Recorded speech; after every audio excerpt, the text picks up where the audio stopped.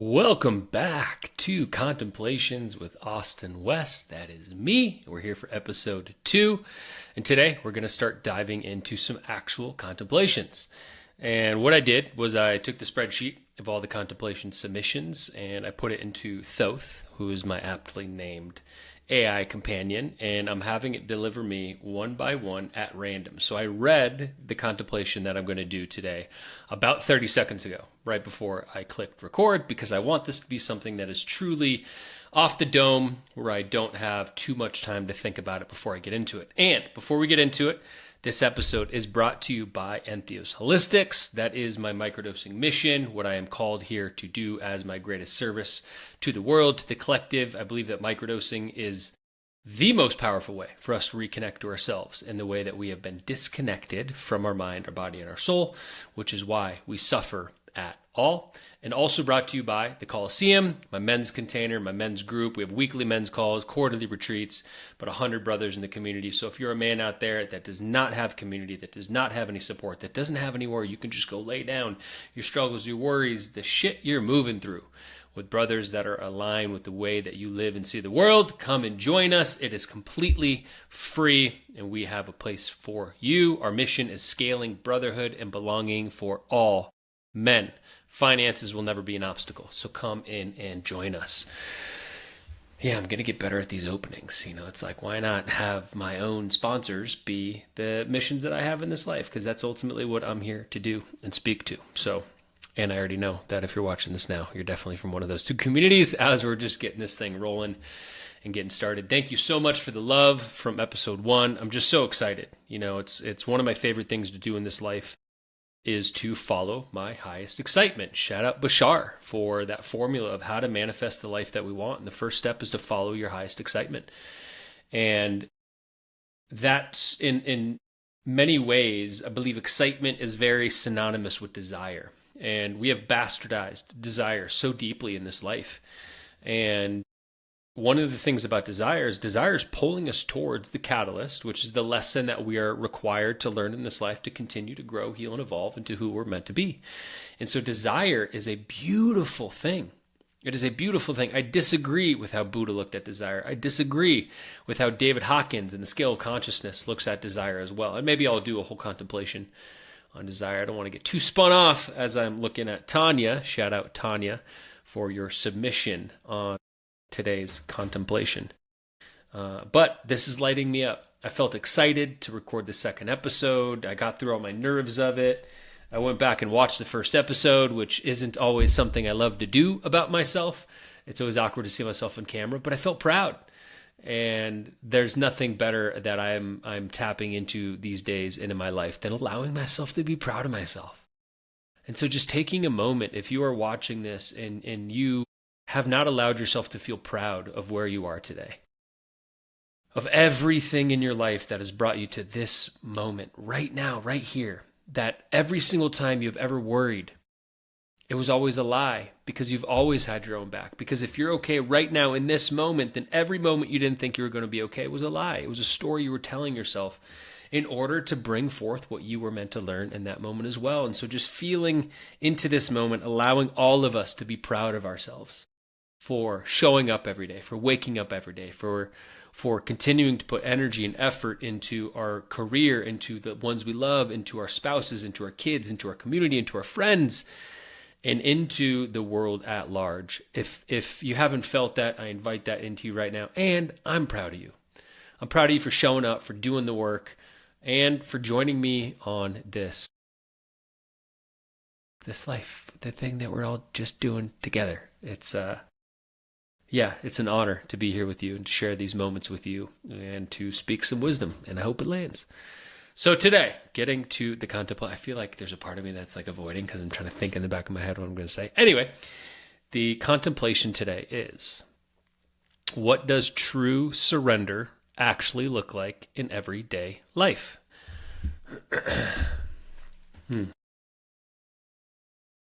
I get reminded of Michael Singer's book. Many of the people that I'm sure who are drawn to watch this know his work. And he's got 2 really powerful books. The first one is The Untethered Soul. I'm not going to say anything about it. If you haven't read it, go read it. It was one of the most powerful reads on the beginning of my awakening and spiritual journey, really putting into words a lot of what I felt but couldn't fully articulate. And the second book is The Surrender Experiment. And I remember at the time when I first read that book, I judged it. I was just like, this is lame. I get it. You're just going to surrender to everything in life, blah, blah, blah. And it didn't really hit me. I probably read this like 4 years ago. The power and potency of the entire book being about surrender. And I find myself living in this place of surrender now. I was just speaking this to my microdosing cohort a few months ago, the last cohort, not the current one, where I feel like for the first time in my life, over the last 6 months, I'm really starting to touch what the frequency of surrender and trust are.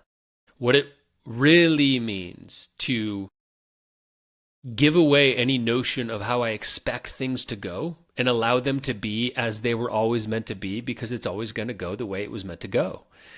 And I had this thought the other day when I was teaching as well about what surrender actually is. And surrender is observation with trust. It's the ability to be witness to my experience of life, and inside of being witness to my experience of life, trusting so deeply, so fully, so wholly, that everything that is happening exactly the way it is meant to happen for my highest and best. I have this prayer of remembering, which is it's this mirror of who I want to be. It's the thing I read every day. I miss some days, but my attempt is to read it every single day. And it's a reflective exercise and practice of both being and becoming. Because I can only ever write it from the perspective of who I believe myself to be, and I can only ever write it from the perspective of who I desire myself to be. And the paradox is both of those are true every time I read this. And so when I read my prayer of remembering, I'm both seeing the parts of myself that aren't showing up in the way of that prayer, and I'm seeing the parts of myself that am showing up in that prayer. And so it's this way of calling myself forward into all of these things. And there's this part in the prayer where I have this whole section on trust. And it's saying that I trust that every single thing, you know what, I'm just going to read it. Bear with me here. We got time. And that's also what I want this solo cast to be, is I'm not going to edit. I'm not going to filter. I'm not going to fluff. This is me. This is how I show up. And again, to give you permission to do the same. I got the section. I am trusting. I trust God, self, and other. I trust all experiences, circumstances, events, people, challenges, confrontations, and surprises that come into my life as God's divine will, delivering what is needed for my greatest and most rapid evolution.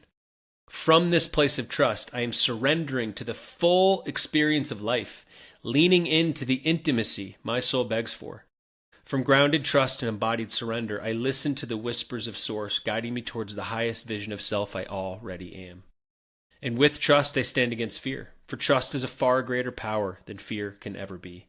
I make decisions from this place of trust, listening to my intuition, my soul, and my guides. I surrender to the forces of the positive polarity, meeting me in the highest levels of love for the highest good only. And so I read that nearly every day as a reminder of what it is to live in trust and surrender inside of this life. And so to go back to where that little rant started from is I like to define surrender as observation with trust. And in the teachings of the mind, what I teach in my microdosing cohorts, and very synonymous to what I believe meditation is in general, is meditation is the ability to get really good at witnessing our experience of life. That's really it. I think there's so much noise around what meditation is. It's about being able to be still with the self and observe myself in the place I am as I am. Let my thoughts be my thoughts. Let my visionary state be my visionary state. Let my inability to sit still be exactly what it is, and be able to be the witness inside of that, not changing anything about myself as I witness it. And so if we bring that perspective, this is why I meditate, is so I can bring that into my day-to-day life as well. That when I'm in conflict, can I get myself to pull back and witness myself in the conflict? That gives me enough pause to realize what's happening. When I'm making a difficult choice, when I'm creating, when I'm building, when I'm teaching, when I'm doing a podcast, just being able to be witness to what wants to move through me and getting my mind out of the way. And so when we start to observe and be witness to our life, we're breaking apart the spell of attachment. We're starting to live in a place of unattach or detachment, where I'm no longer living from the place of a requirement of a certain outcome. We can call this expectation. This is actually one of my gene keys. It's in my EQ. And the shadow is expectation. I believe it's gene key 42. The shadow is expectation and the gift is detachment. And the way I use the gene keys is I look at the shadow. We have these 11 keys that are essentially the guiding path to your entire life. And relative to where that key is, it points to an area of your life. So you have your life's work, you have your evolution, you have your radiance, which is like your health, you have your IQ, SQ, EQ, attraction, kind of about relationships, you have your purpose, all these different buckets or bubbles or spheres. And my 42nd gene key, where the shadow is expectation and the gift is detachment, is sitting in my EQ, emotional intelligence, emotional quotient.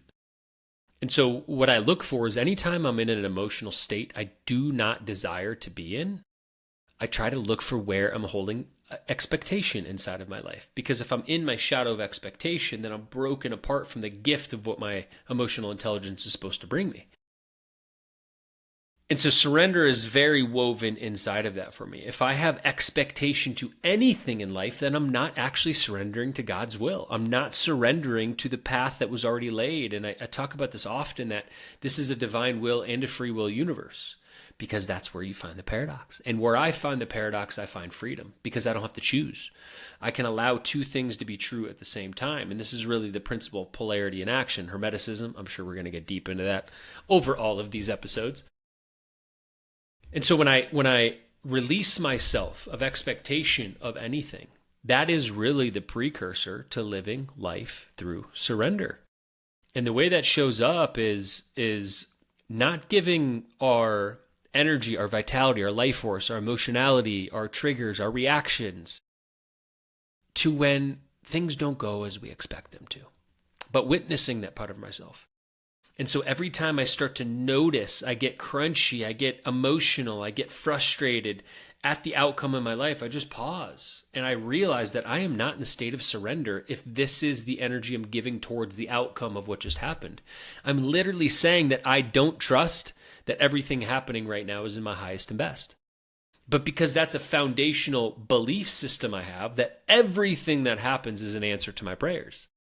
That everything I pray for every day, anything that comes after that prayer is the very specific answer to my prayers, which is also rooted in that surrender. And so it's starting to look at our lives. Where am I being emotional? Where am I being reactive? Where am I getting triggered to the expectation of how I wanted something to go? Right there, you can immediately see that you're not in surrender anymore. And so let's say we get past that part. I'm now in the observer, right? I'm observing with trust. The next step of that is that deeper trust. That, okay, this went completely wrong. I wasted the money, the relationship didn't work, I got fired, whatever it might be, whatever story you're telling yourself right now. The second part of that definition of surrender is really anchoring into the trust that regardless of how you thought it was going to go, the way it went is actually the quickest path to where you want to go. Regardless of how it went, the way it went is the quickest path to get you to where you want to go. And this taps deeper into our belief, which that'll take me on a whole different rant, so I'm not going to go on to it right now. But it's really about, if our foundational beliefs aren't congruent with that right there, then anything that happens after that is still trying to teach you about what you believe. So it's never going to go in the ways that match your belief systems. I hope that makes sense. If not, somebody submit a contemplation on beliefs. I'm surprised nobody did after the 40, 41, 42, I can't remember, submissions that we got from the 33 individuals that decided to venture on this with me. So that's it, Tanya. That is my belief on how surrender actually looks like in life, how we live by it. And to go back to how I started this, Michael Singer's book is his whole the whole premise of the book is he just said yes to everything. He just surrendered. He assumed that every opportunity that came into his field, every invitation he received, every place he was invited to go, was God pulling him to where he was meant to be. And so that's another path of surrender. It's Katie Safford, I haven't talked to her in so long, but she had this 100-day yes challenge where it's like, can you just say yes to everything for 100 days and figure out what it is? And I would see her stories, and she would tell stories of people that would do this and how magical their life unfolded.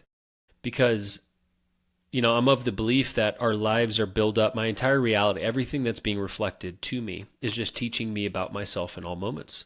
So the people I surround myself with, the opportunities I attract, the things I am invited to are still just reflections of me. At some deeply profound level, I don't know if we'll ever fully be able to articulate, but at least I scratched the surface enough to know what that means to me. And so if there is truth in that, and I also believe that I'm a fractal of the infinite consciousness that I call God, then it means that everything is a reflection of God leading me closer to it. Yeah. And if I can surrender to that, I know I'm always going to be guided in the right direction as well. So surrender. What does it look like in life? It is observation with trust.